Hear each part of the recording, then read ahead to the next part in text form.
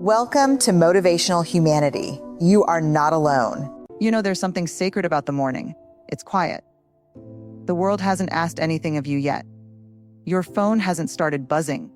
The noise hasn't started. And yet, that small, sacred space between sleep and sunrise, that's where everything begins.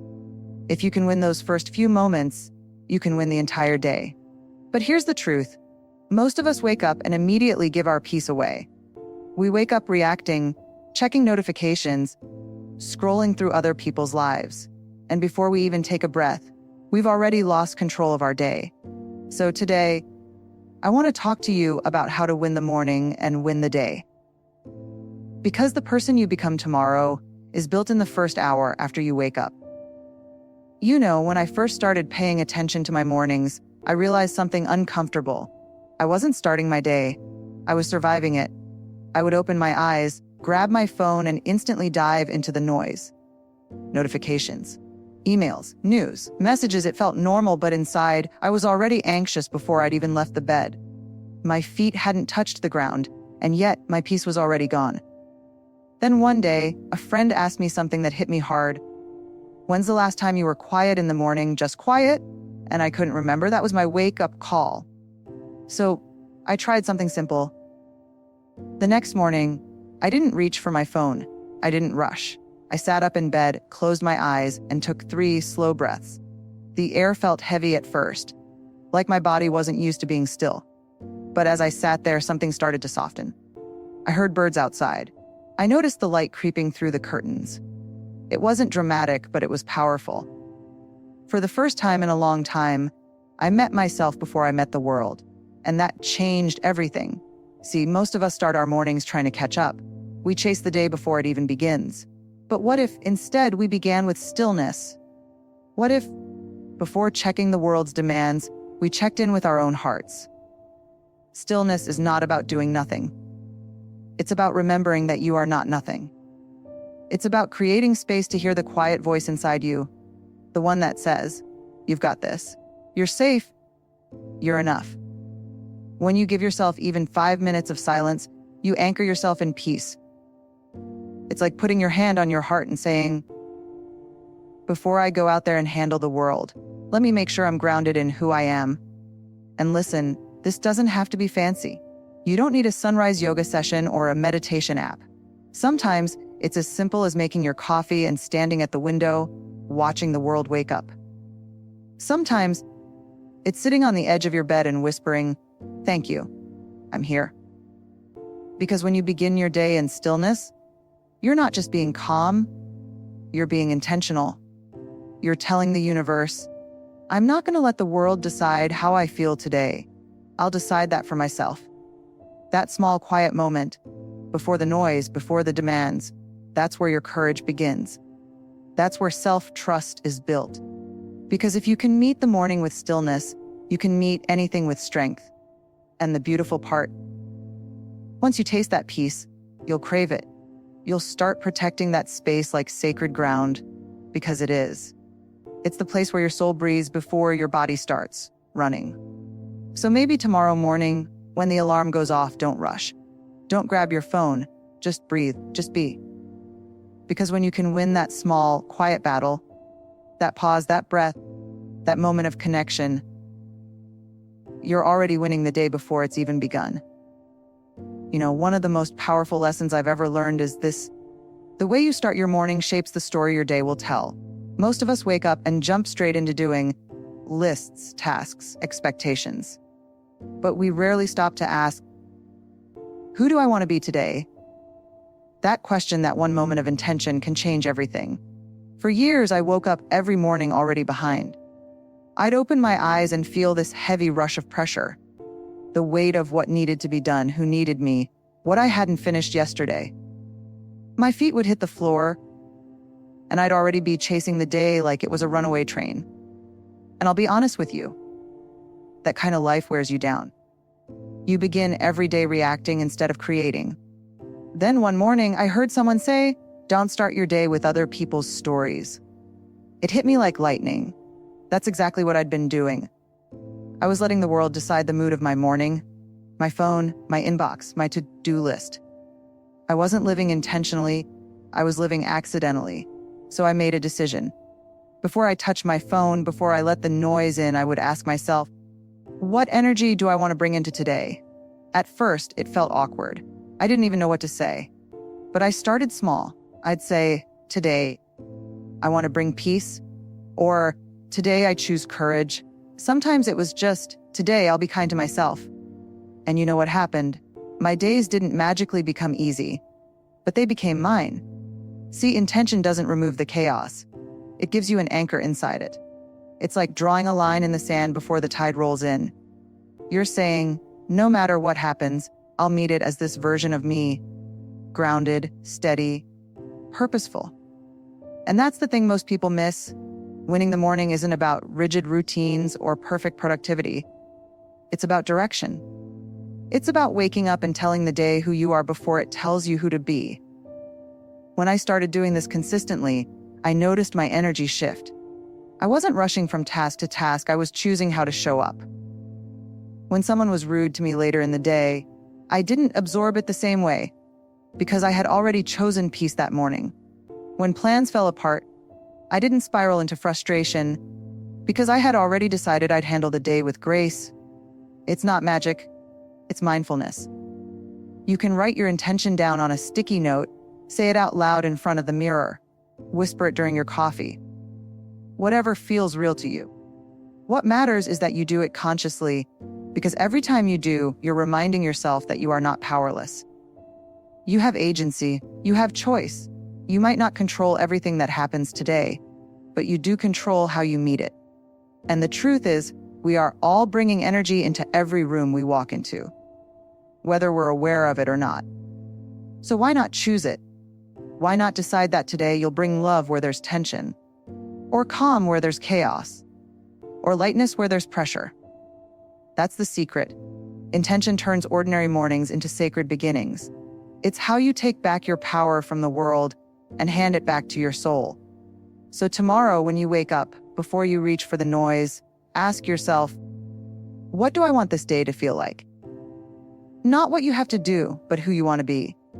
Because when you start your morning with intention, you stop living by reaction and start living by creation. And that, my friends, is how you quietly begin to win the day. One conscious morning at a time. You know, there's a deep connection between how we move our bodies and how we move through life. For a long time, I didn't understand that. I used to think exercise was about fitness, about looking a certain way, hitting a goal, checking off another box on the list. But then I realized it's not about performance. It's about energy, about emotion. Every single morning, your body is speaking before your mind even catches up. It's carrying the weight of yesterday. The tension you didn't release, the emotions you didn't name, the stress you tried to ignore. When you wake up, all that unspoken emotion lives in your shoulders, in your chest, in the tightness of your jaw. You might not even notice it, but your body does. And here's the truth. Your body doesn't just carry you, it remembers you. It remembers your fears, your disappointments, your hope. So when you move it, even just a little, you're telling your soul, I'm ready to start again. There was a time in my life when I woke up every day already tired, and it wasn't physical exhaustion, it was emotional. I felt heavy before the day even began. One morning, instead of diving straight into emails, I just got up and walked outside. No phone, no plan. Just me and the sound of my feet on the pavement. The first few minutes felt awkward, like I was wasting time. But then something shifted, my shoulders dropped, my breath deepened, my mind cleared. And somewhere between step 100 and step 200, I felt something I hadn't felt in weeks, relief. That's when I realized movement is medicine. Not because it changes how you look, because it changes how you feel. When you move your body, stretch, dance, walk, breathe, you shift your state. You remind yourself that you're not stuck. You're not powerless. You can literally move through your emotions, move through your fear, move through the weight of what you're carrying. It doesn't have to be dramatic. You don't have to spend an hour in the gym or do yoga at sunrise. Sometimes it's as simple as rolling your shoulders back, lifting your chin, and taking one intentional breath. Sometimes it's turning on your favorite song and dancing in your kitchen while the coffee brews. Because movement in its simplest form says, I'm here, I'm alive, I'm showing up. You'd be amazed how that small act of moving your body can set the tone for your whole day. When your blood starts flowing, your mind opens. When your lungs expand, your thoughts settle. You stop overthinking and start feeling. You stop rushing and start being present. And here's something beautiful. Movement creates momentum. You take one step and suddenly you feel capable of taking the next. You start small, and that energy begins to ripple. That's how change happens, not in leaps, but in steps. When I talk about winning the morning, this is what I mean, creating momentum that carries you forward. Because if you can move your body, you can move your mindset. And once you move your mindset, the rest of your day begins to follow that rhythm. You start walking into challenges with strength instead of fear. You start handling stress with grace instead of panic. You start trusting yourself because your body and your mind are finally on the same team. So tomorrow morning, before you rush into the day, give your body 5 minutes. Stretch, walk. Breathe, just move. Don't wait for motivation, create it. Because movement doesn't just wake your muscles, it wakes your spirit. And when you move your spirit first thing in the morning, you're not just waking up. You're rising. There's something I've learned over the years, and it's a lesson that's hard, but absolutely necessary. Before you pour into the world, you have to pour into yourself. I know we live in a culture that glorifies hustle, that praises the people who wake up and immediately start serving, solving, giving, fixing. And don't get me wrong, serving and giving are beautiful.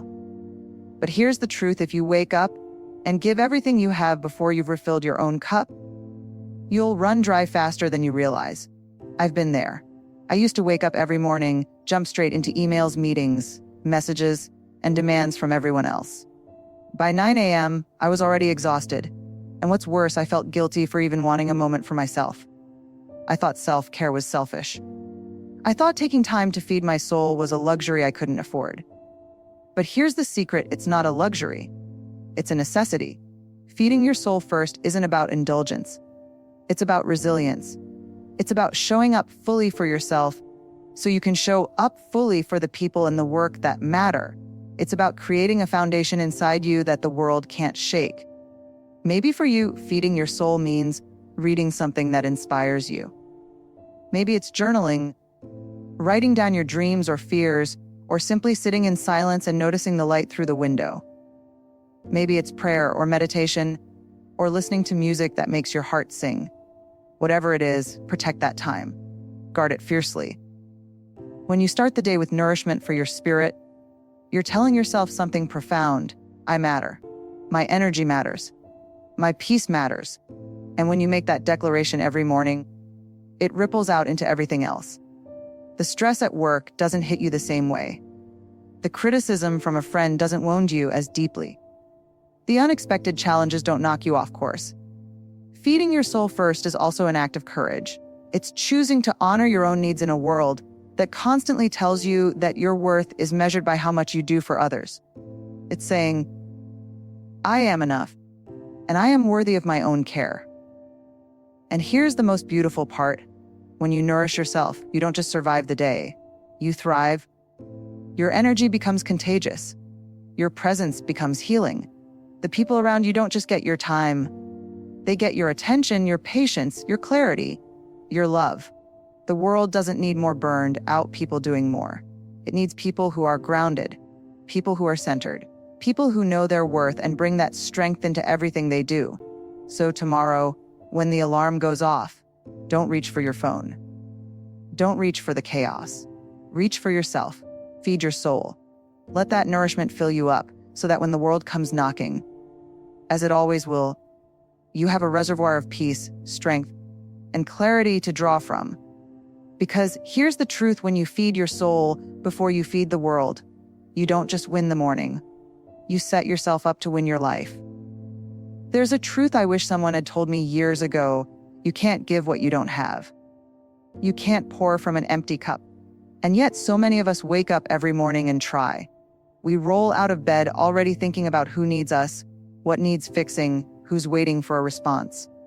By the time we brush our teeth, the day has already taken a piece of us. I did that for years. I'd wake up and immediately dive into everyone else's world. Emails, messages, deadlines. And by mid-morning, I'd feel drained, scattered, sometimes even resentful, and I couldn't figure out why. Then one morning, in a moment of total exhaustion, I sat there with my coffee and thought, what if I gave myself 5 minutes first? Not the world, me. So I did. I sat quietly. I opened a book that had been gathering dust. I read a paragraph that made my heart lift. I wrote one line in my journal, just one. And when I stood up afterward, I felt different, centered, calm, more like myself. That's when it hit me those few minutes weren't wasted, they were invested. Feeding your soul before you feed the world isn't selfish, it's sacred. It's the moment you remind yourself that you matter, that your spirit deserves attention before your schedule does. It's a small act of self-respect that says,